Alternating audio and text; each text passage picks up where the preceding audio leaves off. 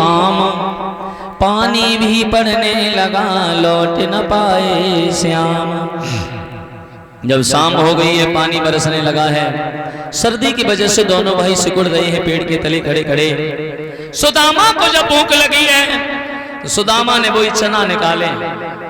मन में एक बात सोची है, थोड़े से चना है, जब हम कन्हैया को दे दिए तो फिर हम क्या खाएं।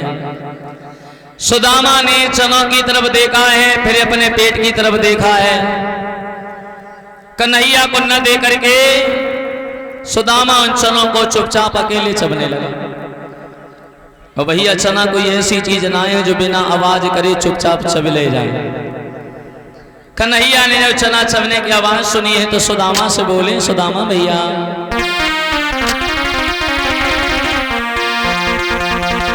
मोहन ने कट कट शब्द सुनो तो बोले, भैया क्या खाता है कचोई तनिक मोपंगे।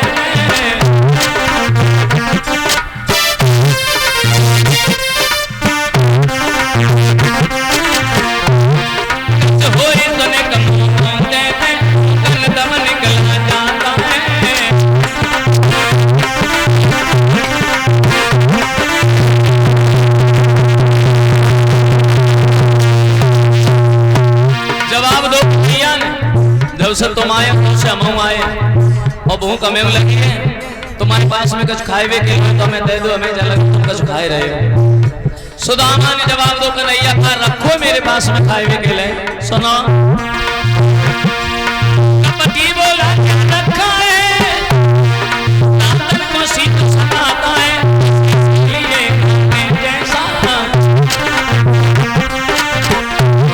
बस इसीलिए खाने जैसा शब्द सुनाता है।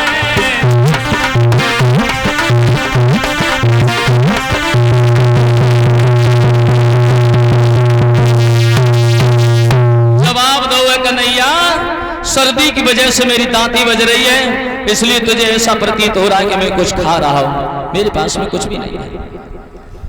कन्हैया मन ही मन में समझ गए, बाले सुदामा भैया तुम हमारे मित्र होकर के और आज हमसे झूठ बोल रहे हो, या तुम फंस गए सही चक्कर में, फंस गए। कहां कुछ नहीं,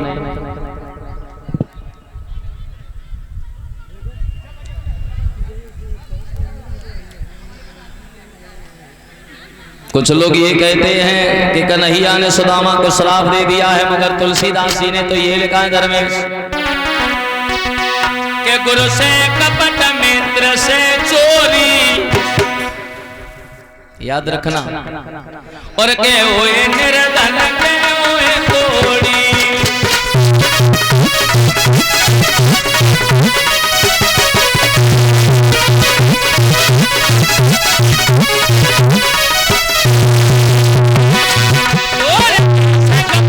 मित्र से चोरी और के हुए निर्धन के हुए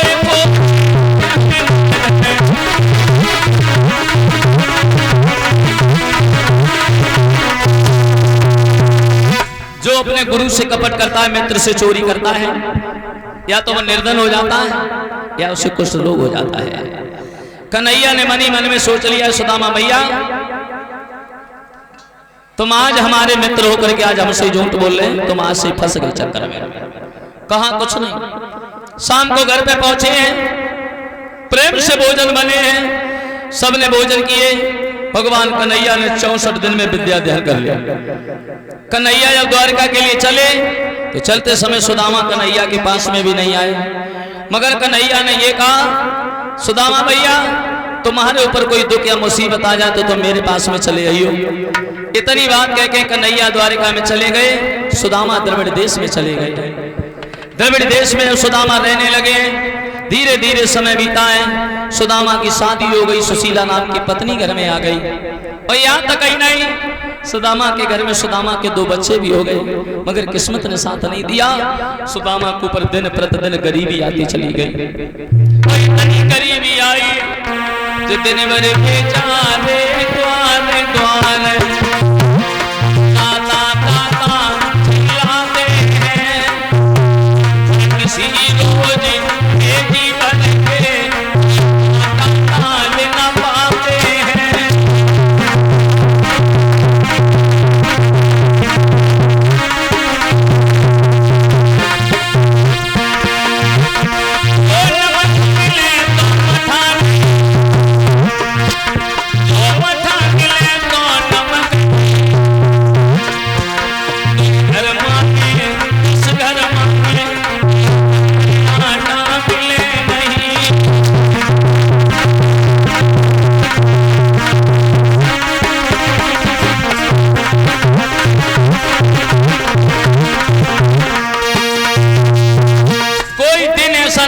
मिलता जो चैन से लोगों का पेट भी भर जाता। एक दिन भामिनी ने सुदामा से ये कहा है, तुम्हारा दोष है या मेरा दोष है या हमारे बच्चों का दोष है जो हमारे ऊपर दिन प्रतिदिन गरीबी आती चली जा रही है। तो बचपन की याद करते हुए सुदामा बोले, भामिनी न तो तुम्हारा दोष है न बच्चों का है, दोस्त तो केवल हम जैसे भाग्य का है। सुनो प्यारी, हम गुरुकुल में जब पढ़े कृष्ण मेरे सहपाठी थे।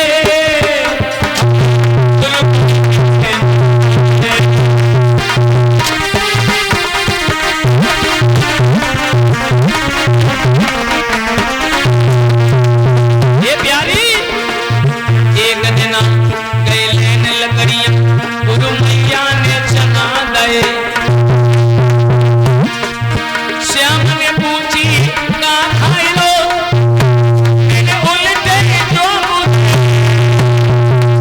मोसे नीचे ने ठुरने प्यारी के अकेले चाबी ले।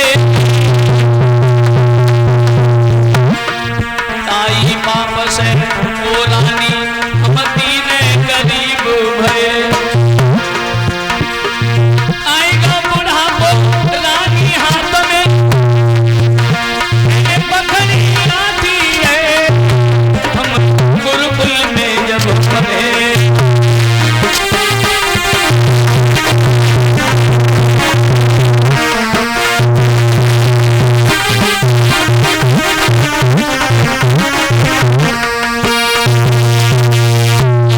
हम एक बार कन्हैया से झूठ बोल गए तो उसी पाप का हमें ये श्राप लग गया है।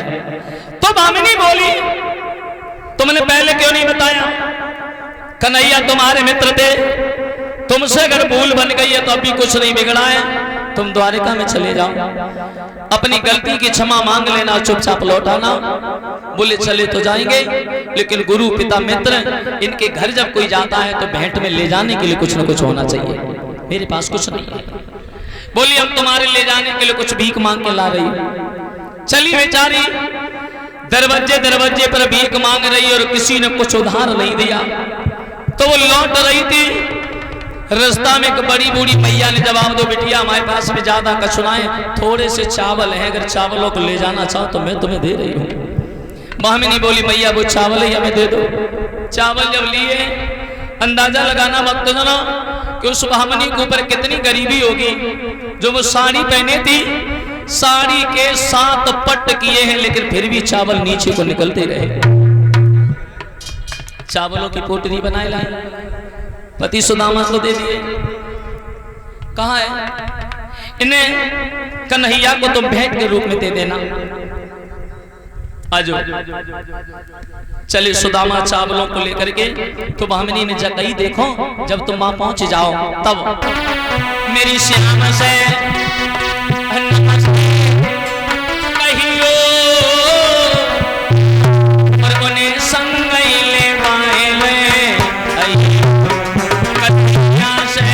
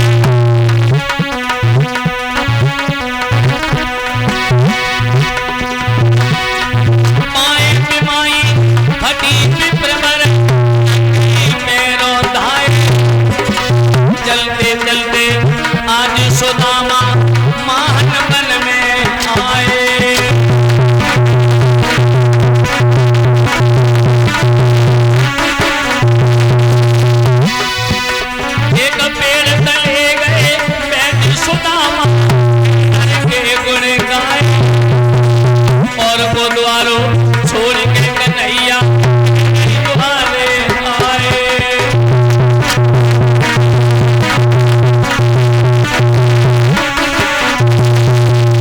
अब सुन ले बंसी वाले मेरो खोटा लुच्चा गुन्ना नाम धराए दो टोटा।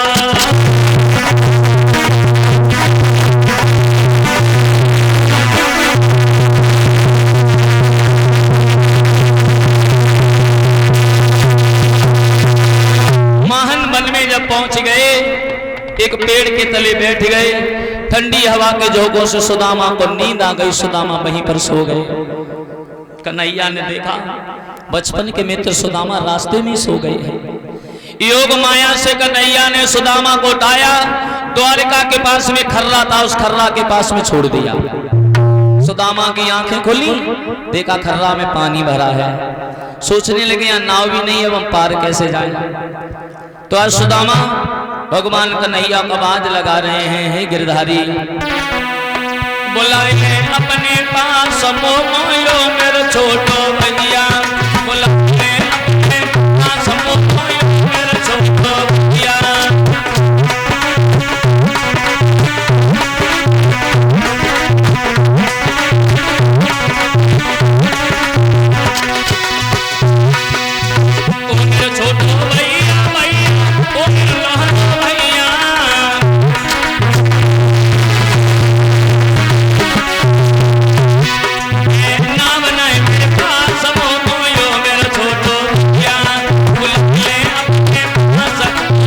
मेरे छोटो भैया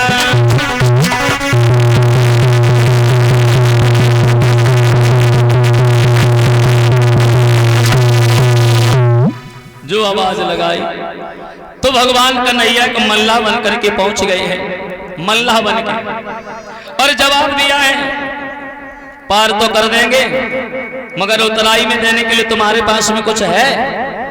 सुदामा सोचने लगे थोड़े से चावल हैं, जेगर हम जाए दे दिए कन्हैया का दिए जाएंगे। जवाब दो भैया उतराई में देने के लिए मेरे पास में कुछ नहीं है, केवल गरीबी है। गरीबी अगर लेना चाहो तो हमारी हमसे गरीबी ले लो। प्रमाण तो ये मिला है कन्हैया ने सुदामा की गरीबी वहीं पर ले ली थी, उतराई के बदले नाव में बिठाल करके पार कर दिया। सुदामा घूमते घामते भगवान कन्हैया के महलों के दरवाजे पे पहुंचे। एक द्वारपाल से जाकर के मिले, बोले भैया अंदर जो कन्हैया बैठे हैं उनसे जाकर के कह देना तुम्हारे बचपन के मित्र सुदामा तुमसे मिलने के लिए आए हैं। वो द्वारपाल अंदर गया, कन्हैया को सारी बात बताई है कि प्रभु अरे द्वारे में ठाड़ो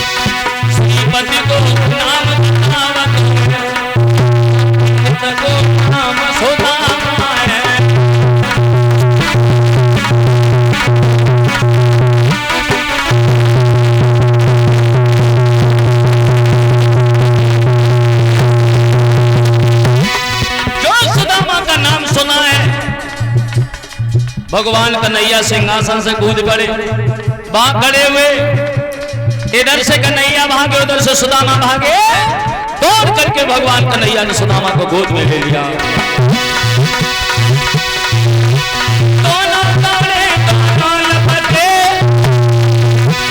प्रेम सहित ये कौन ये कहना बहुत असंभव है।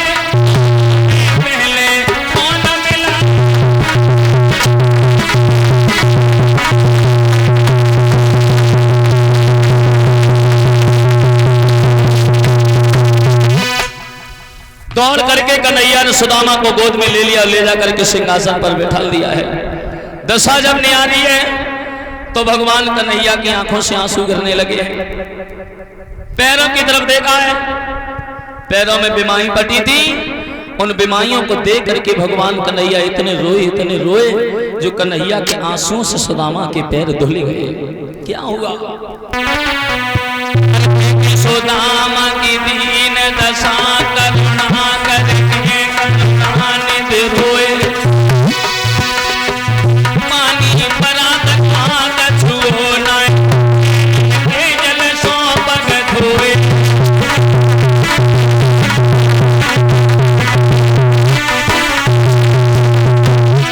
देख सुदामा की दीन दशा करुणा करके करुणानिधि रोए, पानी परात को हाथ छुओ न के जल सो पग धोए।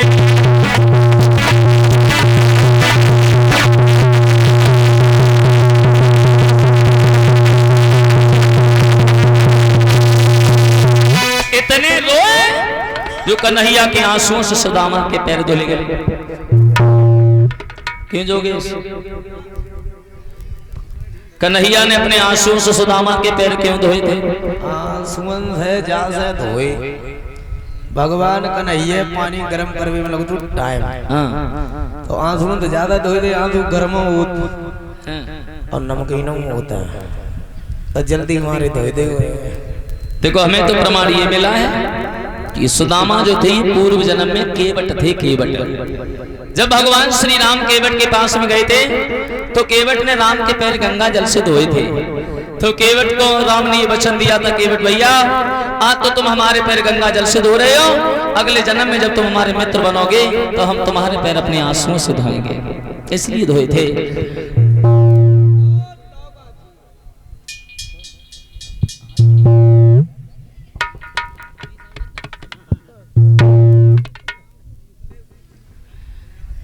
दशा ने आ रही है तो बोले भैया अब तुम्हारे सब दुख दूर हो जाए।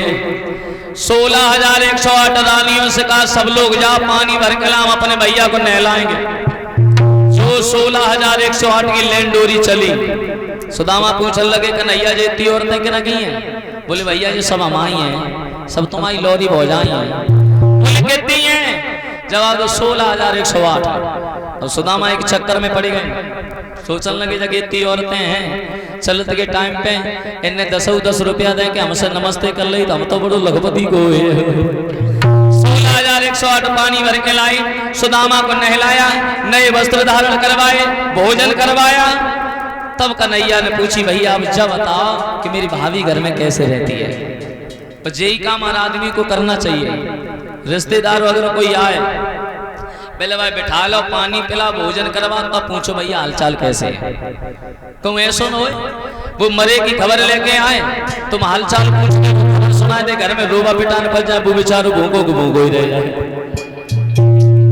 जवाब दो मेरी भाभी कैसे रहती है? बोले जो हालत मेरी है वही तुम्हारी भाभी की है। जवाब दो मेरी भाभी ने हमारे लिए कुछ भेजा है। सुदामा सोचने लगे थोड़े से चावल पठवाए, जो इतो बड़ो राजा है चावल नहीं बड़ी शर्म लगे। चावल की पोटली ली अपने बगल में दवाई ले। जवाब दो कन्हैया का रब तेरी भाभी के पास मुझे तेरे लिए भेज देती। बोले जो तुम्हारी बगल में का दबो का करवाई नहीं करे आइए का। सुदामा ने जवाब दो कन्हैया जी जाओर वाले जी महल के लगे हैं, जो कन्हैया नु देखो सोई सुदामा ने जब बगल में से निकाल के जा में दवाई लो देखो हमें कसो है। बोले वो दूसरी बाई बगल में कहा दबो। सुदामा ने की बड़ी बात है कत्तो तबों कत्तो तो राजू कत्तो है। चल जाओ रे वाले तो तेरे में जाओ रे वाले थे नहीं है, जो कन्हैया नु देखो सोई सुदामा ने जब बगल से निकाल के जा में दवाई हमें कसो है। कन्हैया बोले भैया तुम्हारी सब गति हुई गई, लेकिन बचपन वाली आदत अब नहीं गई। आगे बढ़ करके भगवान कन्हैया ने सुदामा की चावलों की पोटली छीन ली और वे चावल चबने लगे हैं। अरे श्री कृष्ण जी के मित्र मिलने सुदामा